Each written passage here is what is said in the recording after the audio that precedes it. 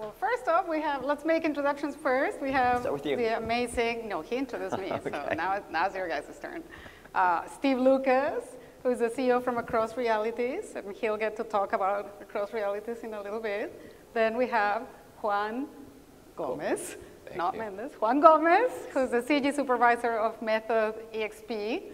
And then we have Penka, I'm going to say your name right, Penka Kouneva. Perfect, awesome. Penka Kouneva, and she is she's one of the most talented artists there is in, for composing for immersive experiences.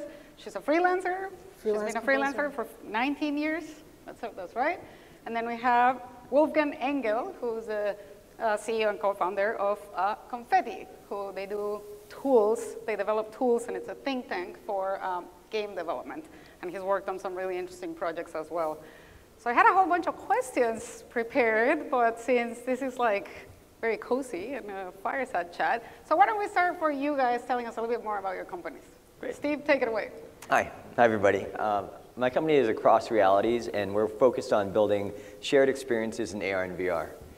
One of the obstacles we see towards mainstream adoption of AR and VR is a very isolationist experience in VR that we've seen traditionally in single-player experiences. And we equate that to like a dream, where we say, what's the difference between a dream and reality? And you experience all these emotions in a dream, you go through all these experiences, but then at the end of the day, you pop out of the dream, you try to explain it to someone, and they don't understand, they don't even care, and because they can't fathom what you've been through. So that shared experience in real life is really what connects us all. And same thing in VR. If you just go through an experience, you love it, but other people can't get it unless they do it themselves. If you can do those things together in experiences like Facebook Spaces or Rec Room, then you'll see a whole other level of engagement. And so our company is focused on building more infrastructure and experiences around that type of concept, around not just VR, but also VR and AR. Thank you, Steve. Juan. So I work for Method EXP. We are a company owned by Deluxe. Deluxe is a company that's been out for more than 100 years. And we have companies all over the world. We do all kinds of entertainment, distribution. So the good thing about Method EXP is we can actually use all these resources that we have. If, we can scale to huge projects and small projects. We can do 360 videos, VR, AR, you name it. So we are partnering at this moment with the top companies, innovating, pushing the envelopes, and yeah, basically a service company, just ready to push the technology as far as we can. I'm a freelance composer, and I'm a collaborative artist for almost 19 years now. I started in feature films, had a big break in video games, AAA games, and then from games I ventured out into theme parks. Wrote the music for a wonderful NASA exhibit at the Kennedy Space Center called Heroes and Legends. And just this past year, composed for the Mummy VR experience created by Starbreeze. And I'm really fortunate because I have a chance to work in film, in games, in VR. I'm super passionate about VR and what it can create emotionally. And my job as a composer is to add that emotional depth an emotional dimension to the experience. And also music has the power to make us remember the experience. So what you're creating, my job is to make it memorable so people can kind of cherish that memory and keep it. And that's the power of music, in addition to branding the experience as for what it is. Wolfgang? So my name is Wolfgang Engel. I work for Confetti. We started Confetti about 9 years ago. And we're mostly a technology-driven company, so we change game engines, we provide software stacks for VR and AR systems. And so in the moment, we work on StarVR. We write the whole software stack since 1.5 years for StarVR. And then one of the StarVR experiences is Mummy. And so to give you an idea of what that means is we get kind of like headsets that are hardly developed. We calibrate them ourselves, and then we take it from there. And then at some point, a game developer writes a game that will run on that hardware, on that software stack we wrote. In the past, we also worked with companies like Cast AR on the idea of Dungeons and Dragons on the table. So you have kind of like, instead of the actual physical set, you have a Dungeons and Dragons in 3D standing on your table. And yeah, so other than that, we work with a lot of AAA developers, Tomb Raider, Call of Duty, Battlefield 1, pretty much all the big IPs. Occasionally, we work also with smaller development houses. Last year, so 2017, we worked on Pyre. We ported Pyre to the PS4. And before that, we actually worked with the same company on Transistor. Yeah, we worked with Double Fine in the past, 2010. We worked for a lot of hardware vendors like AMD, Qualcomm, Intel, now Apple. We work with Apple on future graphics APIs. Yeah, so. Okay, good.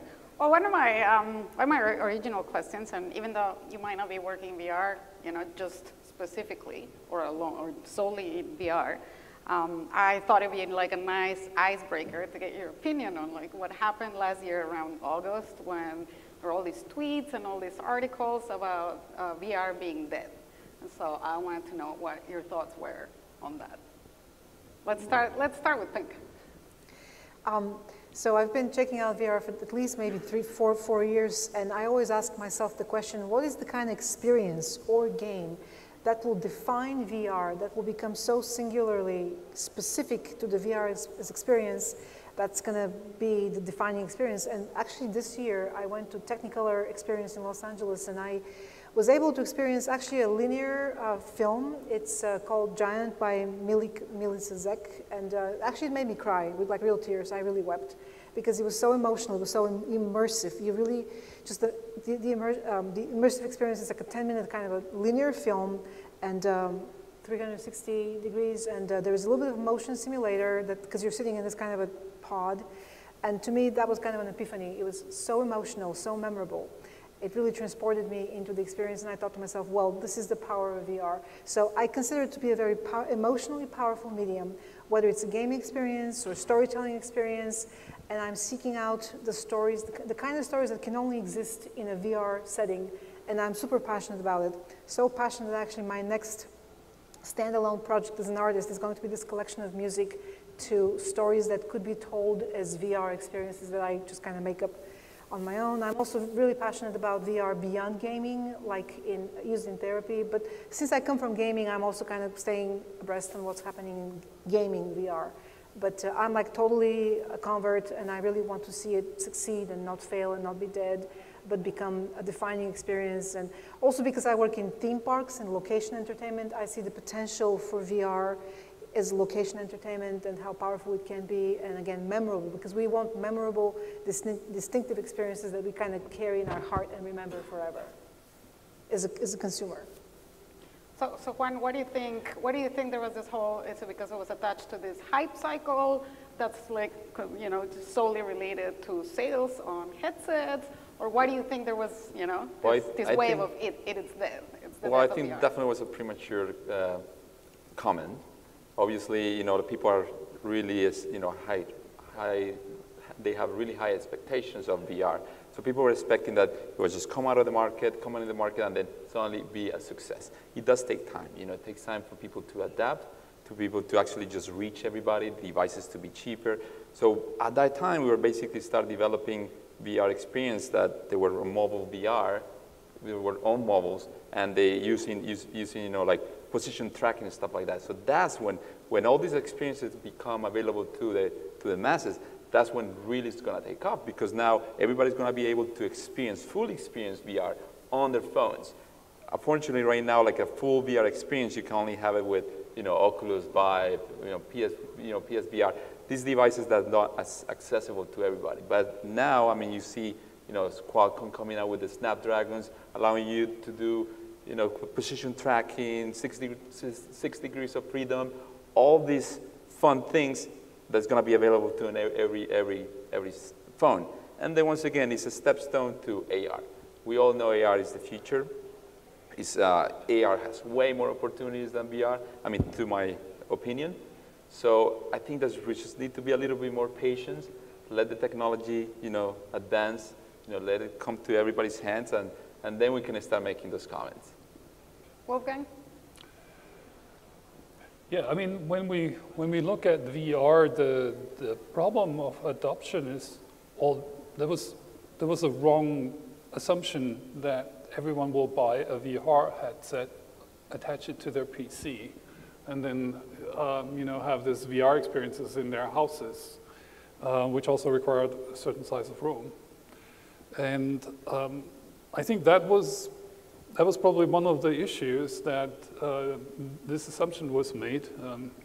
For example, my wife didn't really want to wear 3D glasses for 3D TVs.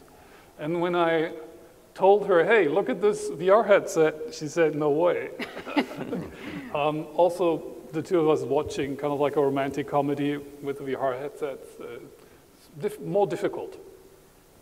So I think VR will have a place in experiences like Disneyland and like Star VR in IMAX, where we are currently. But I also believe that AR is probably the way to go. I'm really looking forward when my kids have their Dungeons and Dragons group at our house, and you can actually see a 3D model on our main table. This would be cool. Thank you, Steve. Well, for what I've seen, I believe that VR is declared dead because of lack of understanding of expectations through a hype cycle. And while we look at VR specifically because that's our industry, then this is not altogether unique to VR.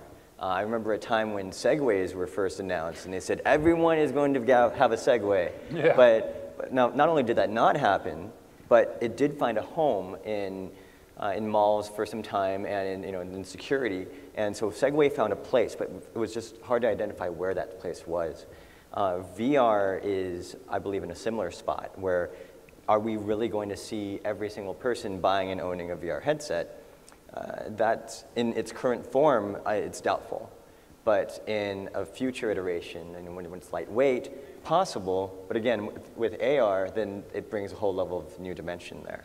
So VR is just, we tend to look at the most immediately past item, like a mobile phone, and say, everyone has a mobile phone, so everyone's going to have VR. But if we look at the history, I grew up in a household of 4 people sharing one computer, so one screen. And when we started getting flip phones, and I thought, wow, are we going to have to buy, we were doing budgets, financial family budgets. I said, wow, this is how much it costs for one phone. One day, are we going to need this for every person in the family? And we didn't even expect that to be the high prices of smartphones, and let alone the upgrade cycles of smartphones. And yet, we shifted and adapted, and that's where we are now, but that's not necessarily where we'll be with VR. So when I see experiences like The Void, then it brings me back to the whole concept of a theme park. And we've had this discussion over lunch with Tig, where we said, there are some amazing experiences in VR. And those experiences are something that I want to go into and enjoy for 15, 20 minutes for a specific experience. That doesn't mean I want to be there for an hour or 2 hours in that experience, and it doesn't even mean I need to be there every week. I equate that to a roller coaster. I enjoy California Screamin' over here, right, at California Adventure. It's a 2-minute experience. I don't need to be on that roller coaster for 45 minutes, and I don't need to be back on that roller coaster every single week.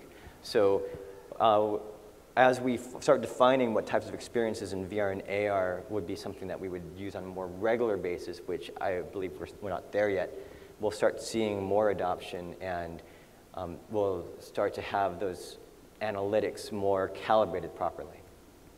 Well, thank you, guys. And right before the panel started, I was talking to them on some really fun projects. We started to talk about some of the really fun projects that these guys were working on. So, since we're now being more cozy here, Wolfgang, let's start with you. Can you speak whether it is, you personally, or whether, whether it's from the business side, the technology side, or the creative side of things, either for Confetti or for a previous company, and the same goes for all of you guys. Can you speak a little bit of like the favorite project that you have worked on and why, that you felt that it has nailed it, like from ideation to completion, and why?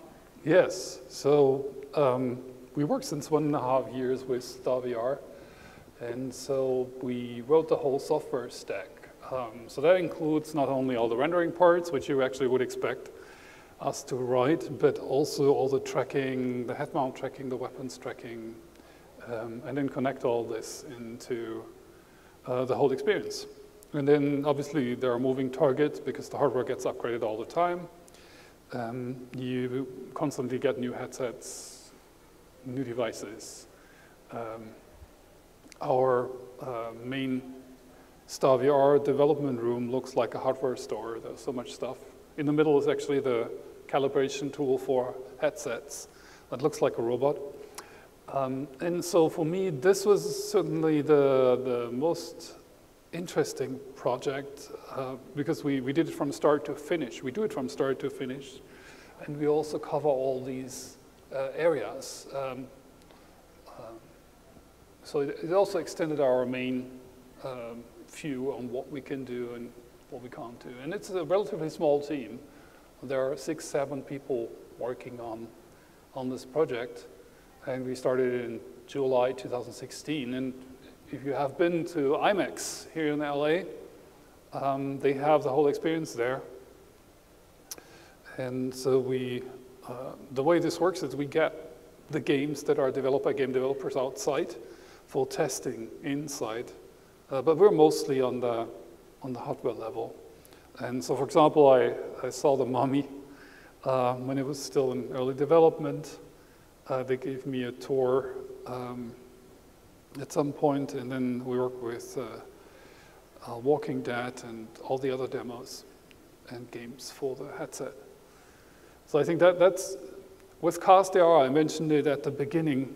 CastAR, unfortunately, is not around anymore, but when we started working with them, which is a very long time ago now, I was super thrilled because you could project something on the table in front of you and everyone would see it. And so that was really the very first time that I felt like AR is going to work. And then later on when we had HoloLens and when we were in the first wave of HoloLens developers, I had that experience again. I think the one thing I believe is that you have to think of the application first. So currently what a lot of people do is they convert existing games into VR experiences. And I don't think this maps really well. And so you want to really go backwards and say, okay, well, we want to do something, we want to make a game that's, for example, a table. What kind of game can we make there? And then you develop kind of like the idea from there. Yeah, but my favorite games are, or my favorite projects were StarVR and CastAR in the past. So I wanted to tell you about working for the NASA exhibit and also on The Mummy, because we both worked. So I usually get brought in pretty late in the development process after the concepts have been completely implemented and the product is created. So the most important thing, which I absolutely love, is for me to be a very collaborative artist, to ask a lot of questions. There's a lot of guidance, back and forth, iteration. So from these concepts and ideas, which come first, is how I begin to work. Then the next most important step is, in addition to the ideas and concepts, to also ask for musical guides, like a style guides for the music. And the technology is extremely important, and I learned this as a game composer, because before I compose the first note of music, before I even start thinking, I need to understand extremely deeply how my music is going to be implemented. And pretty much, although there's certain overlap, pretty much each exhibit or game has its own specific requirements. And it's my job to understand the technology really deeply for every single assignment. So again, a lot of questions and a lot of sort of prototypes go on in that process. So for the NASA exhibit, the way I kind of saw my assignment is to create something which is both contemporary and timeless, because it was about the American heroes, the astronauts, and this theme park is going to live on for 50 years. It's going to probably outlive me. But the whole point is that the music had to capture that spirit of American heroes, astronauts. This particular exhibit, which is called Heroes and Legends, talks about the early 60s, like the late 50s, early 60s, Gemini, Mercury space expeditions, and the most iconic astronauts. So my job was to create music which is thematic and heroic, but also kind of timeless and modern. And I had fantastic bosses. I had fantastic sound designer who was my boss, and then the guy who runs the studio. There's a lot of approval sort of process, long process, and I guess the most important, so on the technical side, they have this spheric theater, and they had like 36 channels of surround sound. So again, I had to compose the music, produce the music, and deliver the music so that it's perfectly implementable with their system, which is proprietary. They can't even divulge all the details, but they're really specific about how they want the deliverables to be. So it was an amazing starry moment. It's something I'm really proud of. On the Mummy game, the most important thing for me was to be brought into the studio and play the prototype, because I did not want to compose music for VR without actually having physically experienced the game, because VR for me is very visceral, very physical. It's not like watching a movie. It's not even like playing a game and kind of being immersed with the game, which I do at home all the time. We were a big kind of gamer family, but VR to me is like physical. You really have to feel it and be fully present and immersed and kind of feel it with your body. So they brought me in, there were haptics, there was like motion simulation. You sit down, then you get up, and all these experiences helped me understand what the assignment was. And I first kind of threw myself and wrote one version of the music which was way too complicated, and they said, you're doing a really great job, but you have to scale it down. So I scaled it down, made it more ambient, more iconic. So there's like different characters and different situations, and each character kind of had their own signature, like a musical signature. And that was one thing I had to do in order to color that character and color their identity and present them what they are. We had a very short time frame, which is typical for composers. We had like 4 weeks for 10 minutes of music. And my boss was Mark Harwood. He was fantastic. He gave me a lot of guidance.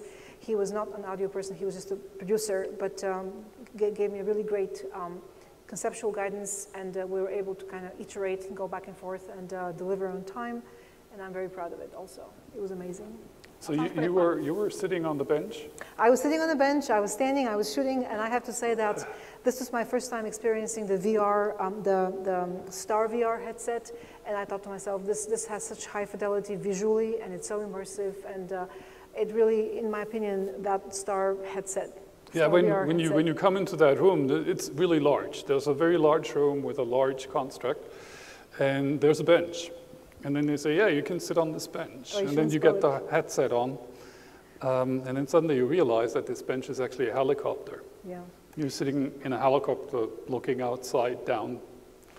And yeah, it goes from there. And we shouldn't spoil it. You guys check it out. It's the IMAX theater in Los Angeles, the VR IMAX theater. And physically, they have been able to accomplish something which is astounding for me. I'm not going to tell you what it is. It's a physical sensation, and it's pretty mind-blowing. That they were able to accomplish with haptics and the whole complex. But again, music is a very small part. It adds the emotional dimension. It makes the game experience memorable, and that's what I do. My job is to make the experience memorable, emotional, immersive, and also be really specific about the music for the characters, so they're branded, you know, like the special forces have one theme and the zombies have another theme, and it's very specific, and that's also something I've learned from being a game composer, which I cherish and love. Thank you. Juan?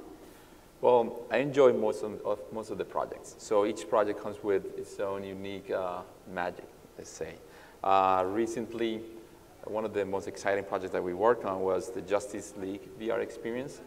So obviously for me, I mean, I grew up watching superheroes, you know, so to me it's like, oh man, now I can be 6 superheroes at the same time, in the same experience.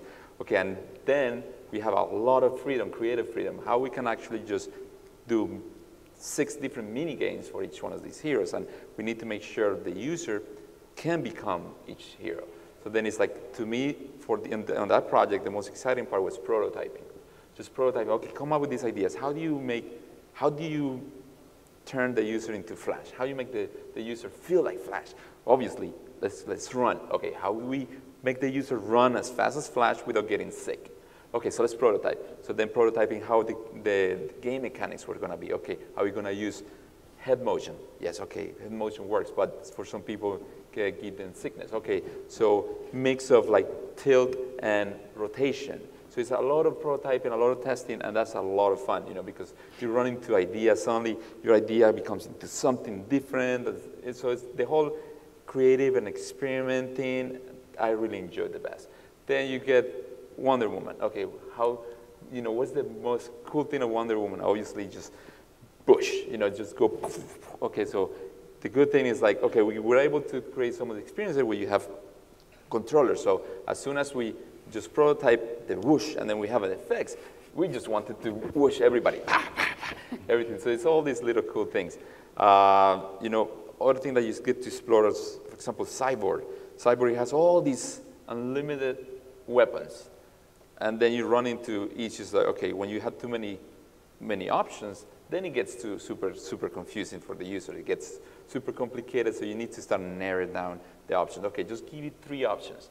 Give this white blaster, give the shield, give all this. So it's really interesting how one idea, which is small, grows into this really big idea.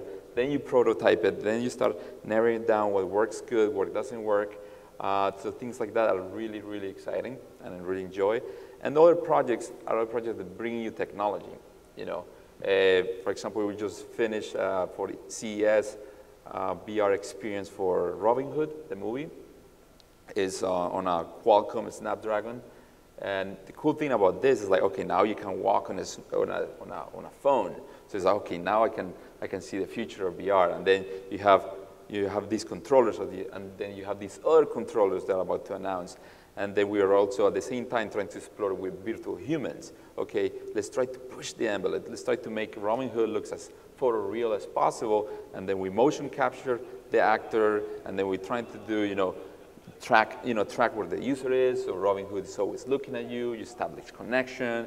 So I mean, some projects expose you to chances just to explore technology, and that's what I really find fascinating.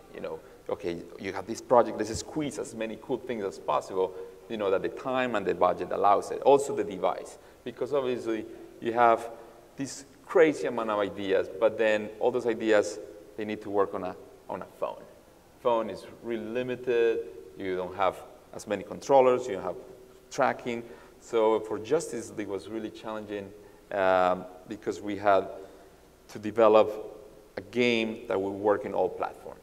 So it has to be a game that easily can port to a single button input to a 6 degrees of freedom. And then you have other projects that offer you technology like AR technology, where you suddenly see the power of AR. You see AR either is in your HoloLens or on a device. To me, it feels like gives you a window to a different world. You suddenly have this device, and you see where you're looking in front of you, and then you put this thing in front of you, and it's just a window of something that it's like another reality can be in front of you. I mean, to me, that's fascinating, especially when you start doing, using AR Kit or AR Core that allows you just to place things in, recognize the environment and place things in the real place, integrate the environment. So that's when things become more immersive. So, I mean, it's kind of hard to pinpoint what is one of my most exciting or favorite projects, because I do find in every project, some magic. I believe you. You're pretty passionate about it. Steve? Yes. I want to make a comment on this guy here. So if you haven't seen any of the work that they've done, all the passion you saw in him right now, it shows through in the work. I first saw their experience at the VRLA last year, or 2016, yes. And it was a GE experience. And at that moment I said, this is one of the most fun, interesting, and visually appealing experiences I'd done in VR. And so that's why I got to know this guy, and I'm happy to see that the passion is continuing to push through. Keeps growing. Yes. Well, for me, my own passion project has been a little bit towards, if you've heard of Kent Bai from Voices of VR, he does this podcast, he asks all of his guests, what is the ultimate potential of VR? And after seeing Magic Leap in my previous investor days, then I had my own thesis for what was the ultimate potential. And to me, it was seeing an AR experience, but being able to share that together. So that's one day being able to have a conversation and say, look, I just made this 3D model, and have you be able to see it. And be able to communicate with it, have you be able to grab it, and be able to go and just travel or through games together. And in May of 2016, I got my first HoloLens. I said, this is amazing. Now I just need another HoloLens for another $3,000 for each person that I want to share the experience with. I said, this is going to be, what, 5 years away until we can actually do that where everything is cheap enough so that we can all have that experience.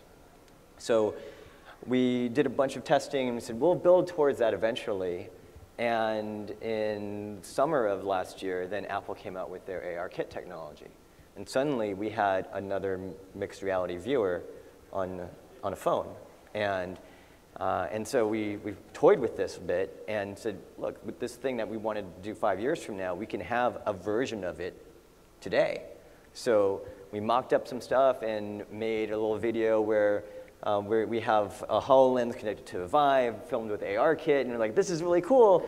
But my co-founder said, yeah, but you're the only one that can do it.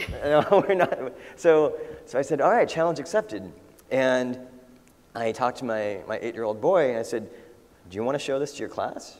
And he said, yeah, I'm a little bit nervous, though. I'm not going to remember my words. I said,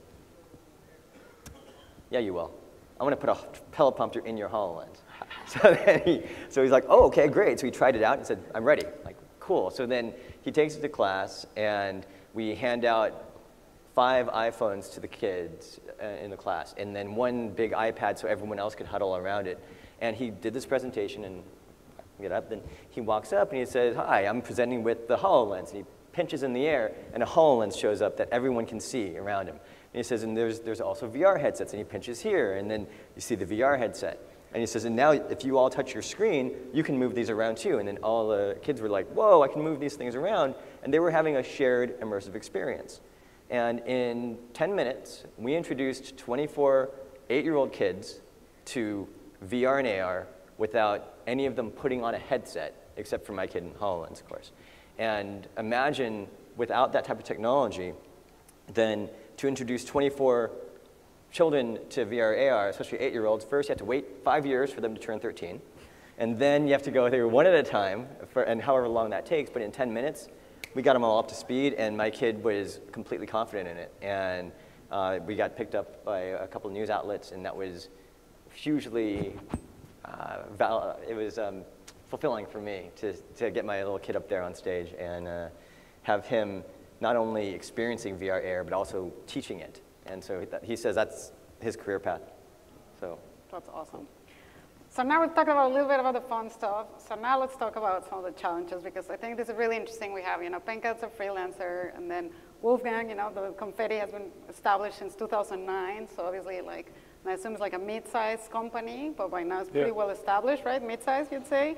And we have Steve with his startup and Across Realities, which is a startup, right? Mm-hmm. And then we have Juan, who is coming from a very, very big company behind you. So obviously the challenges there are very different for each of you. So from either a business or creative or technology perspective, do you think it's more important to focus, or do you focus more on efficiency or on the creative output? Let's start with Penka. She looks like she's like this. Yeah, I do like this. This is also something I learned in composing for video games. So on the creative side, the most important challenge for me is to understand very deeply the vision of my collaborators. So we talk and we have conceptual conversations, because what I have to do has to match what I'm going to do has to match their vision. So that's the one side of it, and the other side is understand the technology, which is again questions, experiencing it physically if I can. Imagining it, prototyping it very thoroughly for sometimes a month if we can afford the time. Prototyping is a big part of it. But one thing I wanted to kind of say, what I've learned, and I accept this and really commit to this path, every single assignment has always had different challenges. And it's my duty as a creative artist to understand what's the very specific challenge, whether it's always both creative and technological. I'm not part of the marketing, I'm content provider. So part of my journey with every single composing job has been to understand that very specific challenge that this job is going to present to me. And just like a puzzle, figure it out, trying to understand that this is going to be the specific challenge to this job and be really open and kind of be really intuitive. So how I deal with that, I'm blessed because of that very broad experience in different media. I ask a lot of questions. I'm never afraid to ask questions of my collaborators. I'm very imaginative, so I really try to imagine like the whole path, the whole workflow from beginning to delivery. That helps. And just kind of be really committed to solve that puzzle, whether it's technological. Usually it's both technological and creative, and sometimes collaborative. So, of course, budgetary always, because there's always a set budget. But I see it as a challenge that I welcome. Juan, because, you know, from freelancer to the looks, to method. Well, it's definitely creative and technology is basically, in VR, it comes together really close, because then you have, you know, your client, we just do content, you know, we provide a service, so then our client comes with these ideas and they want, you know, all these things in a headset. And then you're like, okay, yeah, that's great, but you're asking me to put that on a mobile. And that's a challenge. So then you have to make them understand, you know, understand the limitations, because a lot of time, you know, unless it's, you know, a really a client that comes from a high, you know, high technical background, you will not understand. So it's always, that's a huge challenge, just to make a commitment or make, you know, let them understand where you need to make sacrifice. Okay, we can have 8 enemies in front of you. You cannot have 20 because you cannot run that on a phone for sure. Or let them know, okay, if you want that, then you have to just only offer this experience on a high-end platforms, you know, using, you know, tether experiences, you know, Vive or stuff like that. So it's kind of like first convince the client, or convince, you know, what, and even convince yourself.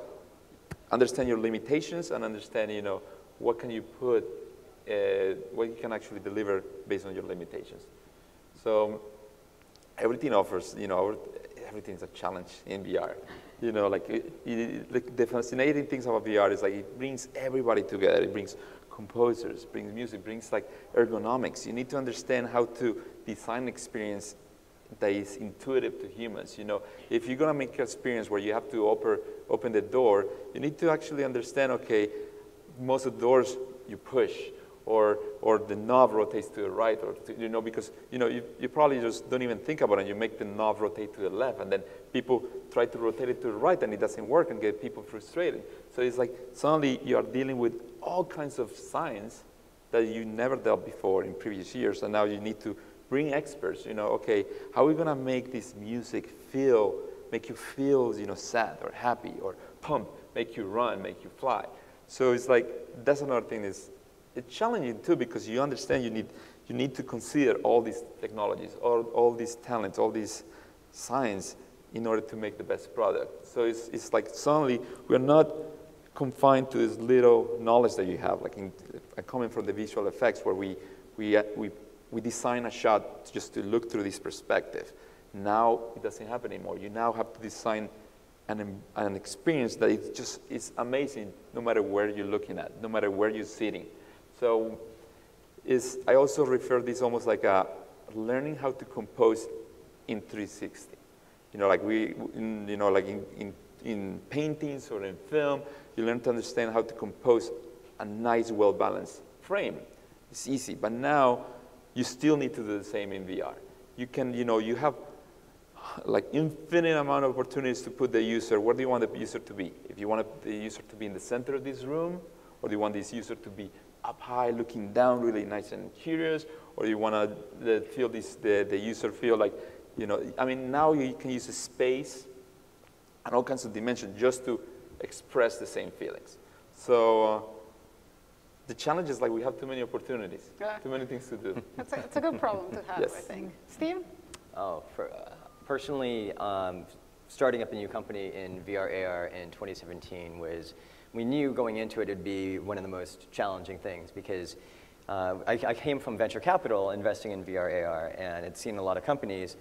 And what we've come to notice is that if you look at this recent articles on AR VR records, they're all talking about record investment.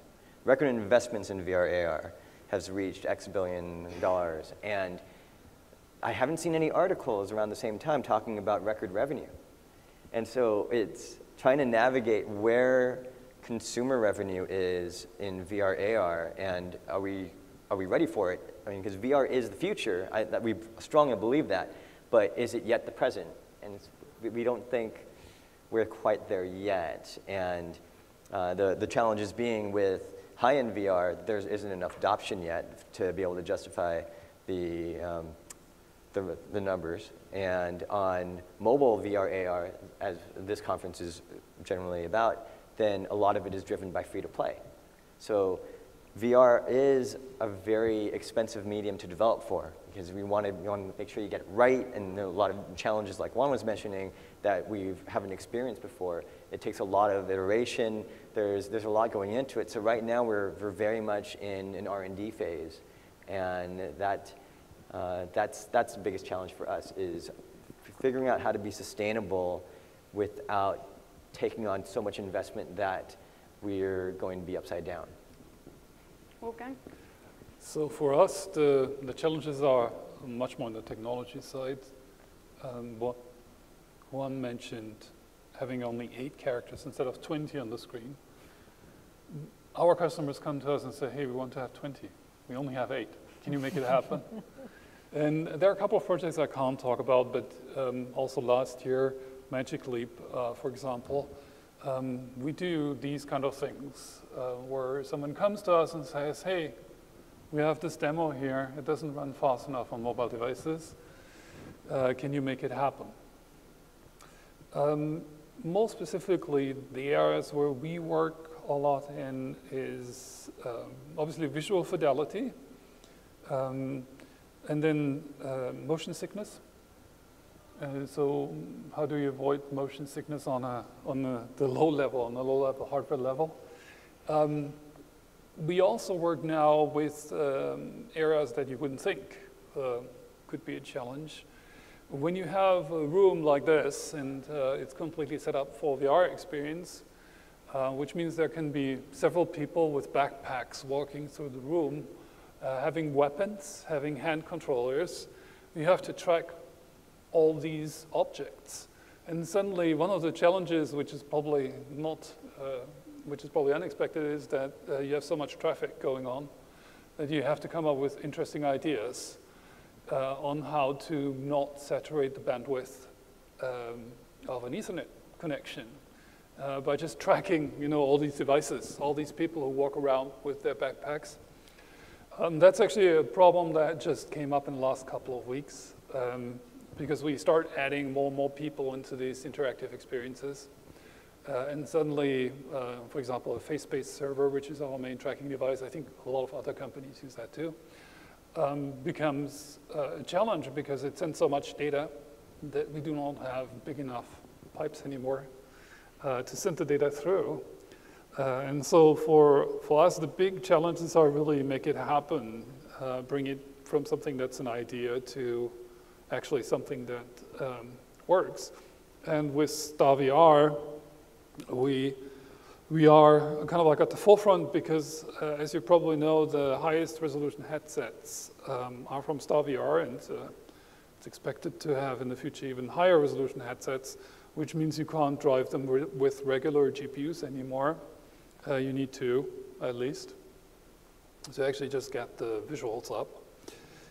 And then the fact that we start adding more and more people to the game and also really have rooms like this, right? So this whole room could be a StarVR playfield with several people walking around, having an experience.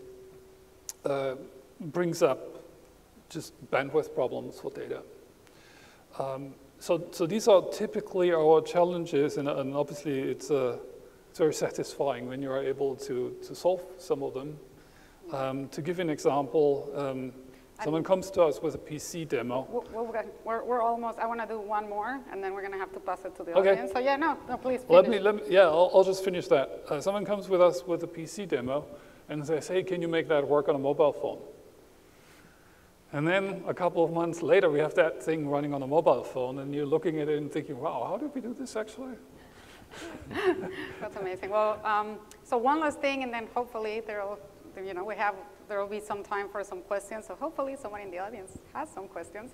But just to close, briefly, think about when you start working on what you're doing right now, right? But when you just start working in this medium, whether it's VR, AR, music, or location-based entertainment, or your company, what would be the advice that you would give your former self? What piece of advice, what do you know now that you would give your former self? Steve, I'll start with you. Advice now. Gosh. Before you leave your job, secure a contract. That's pretty good advice. I'll clap to that one too. Yeah. Don't buy Bitcoin. Hey. Buy a lot of Bitcoin. Well, yeah, my former self would have loved to have bought Bitcoin a year ago. Juan? Keep it simple and fun. We have all these ideas, and then we start getting overcomplicated. Start simple and make sure it's fun. Penka? Communication skills. Ask all the questions, read, learn, iterate, keep asking questions, be really intuitive, and kind of really let that information sink in and filter through it. Communication, what I do is just paramount because it's always asking questions and filtering through that information. So communication skills, communicate. Wolfgang? I think, a lot of times when I look back on a project, I think we were lucky. Because during the project, we developed all these things on the fly. And so suddenly we end up at something that you wouldn't have expected we would end up, which is usually a really good point. But it's always an iterative process. So you start out somewhere with an expectation, and at the end you end up somewhere very different, but you're very happy about where you are. So it's hard. What's your advice? What's your advice to your former self? So it's hard actually to give any advice because due to this iterative process, we explore every new project from the start, and it develops over time. Over the years, we've become more critical when it comes to requirements, but in general, if I would go back 1 or 2 years, I would probably have told myself, hey, StarVR will actually take 18 months at least, because I was expecting it to take 3 months. And we would have approached this from the start differently, but that's really the only advice. The only advice? Yeah. Well, thank you guys, you've been fantastic. Thanks, it was really good talks from the panelists. It seems like there's a range of devices that were talked about today, from cardboard up to mobile, to PCs, to the arcade, and to IMAX. And I'm, wondering if there's any convergence regarding, from a developer standpoint, regarding input techniques or headwear that might be happening in the next 5 years, or are we going to keep having these, stratas of support for VR experiences? Who wants to take that? Steve? No. Steve, take no. that. Steve, you'll take that. We talk about convergence all the time. Eventually, everything will become one headset. But if you've ever seen me clean a room, I look at everything and it gets worse and worse and worse before it starts getting better. I scatter everything around and then I organize. And that's how we're going to see VR headsets, because how many headsets have we heard about Magic Leap, Meta, that are not yet actually out there that are being built? Are any of those the ultimate solution for VR AR yet? No, they're just another iteration. And we're going to see this splinter happen for a couple years before we can finally agree upon a centralized convergence. So perhaps, yes, at some point in the future, there'll be some convergence. But for right now, you're just going to see more and more splintering of ecosystems. And so that's one of the things we're trying to figure out, is how can we create a software solution that sits on top of Unity that makes it easier to develop for all of these, so that you don't have to keep thinking of each one individually, But right now, still, you're going to see ecosystem of content scattered about across a bunch of different things. So you got to keep working hard, sorry. Extending the question that was just asked, and you sort of did answer it already, Steve, but if you are a developer and you can only choose one or two platforms to develop for, like what would be your recommendation for how a developer would go about choosing the platform? Who wants to take that? Juan? Well, I think it's Steve? Well, I don't know. Who wants to take it? I don't want to go twice in a row. So. I can add and you can. Yeah, please. So I think I will pick the platform that gives you the most freedom and the most experience. I thought you were going to say money. Huh? Well, obviously, and then if you are selling a product, definitely where you can get more money. So it's depends. Yeah, it's basically your target. What is your target? Is your target like the masses? Then obviously you will go for mobile. But if your target is just to develop the most immersive experience, then you will go for like high-end VR experience, like Vive or Tether experience. What are some of the software challenges that you guys think are kind of blocking mass adoption of VR? Software challenges specifically? Yeah, versus the hardware challenges like resolution and stuff. And then there's the software side, like locomotion and all of that. Who wants to take it? Steve, come on. I've always got something to say about this. Steve, I know you do. That's why I'm giving it to you. Come on. So as far as software goes, then I'm sure Unity allows you to build to every platform. But Unity to me is like the parts store. I can go to Home Depot and there's everything I need to build a house, but I'm not going to drive up and then walk out with a house, right? So there's still this other layer that goes into it, and as far as all the different hardware pieces, then they each have a different SDK you still need to attach to Unity to make it work. So then there are a lot of challenges in being able to integrate with each of those different platforms. And I know Unity is working on some consistent layers, but that's a major one. And that's why you don't go into a Best Buy and say, which VR headset do I buy? And they say, well, pick whichever one you want. You can run all the same content. Then each one has a different silo of content. If I go to Best Buy and ask for a TV, they say, which one do you want? They run all the channels. Each one does. We're not there with VR yet. So that, to me, is what's inhibiting the mass adoption. And that's the software problem. Yeah, I mean, Wolfgang, we are on the OpenXR, right? In the OpenXR board, and so we're working since 1 or 2 years, I think now, on a standard interface for VR AR, so OpenXR. And so it's coming along, and it will make it much easier.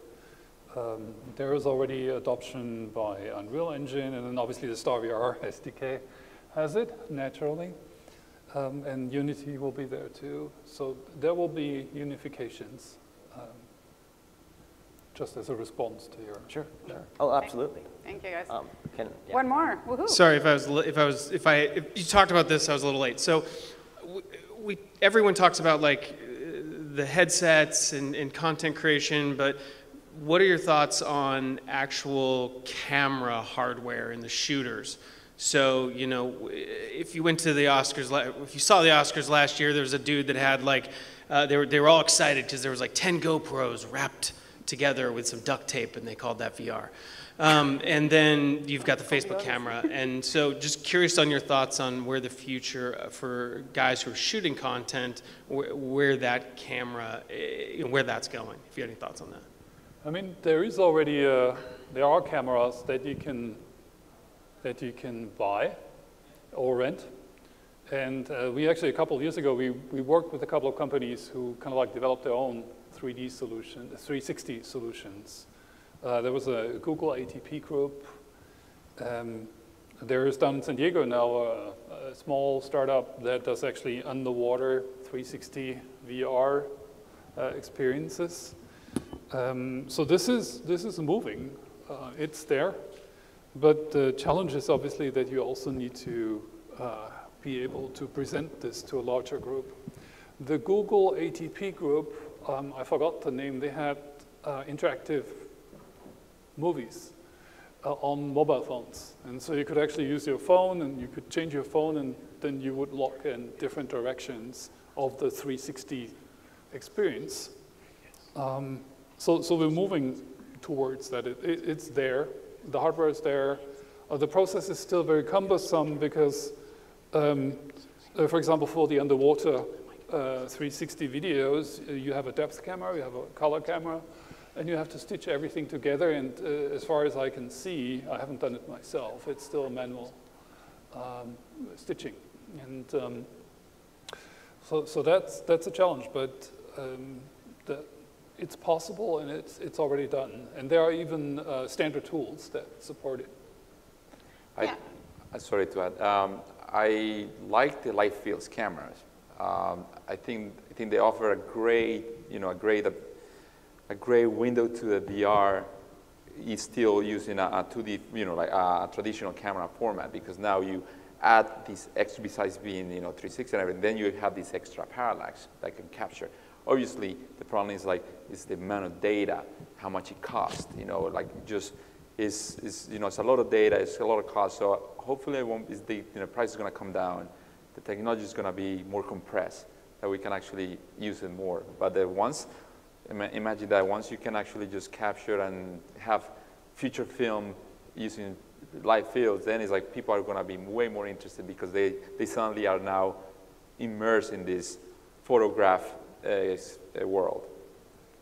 Yeah, and to add to that, you can think of the hardware, like the cameras for shooting VR or 360 video, which are exactly the same as what happened with film, right, or with the evolution of film.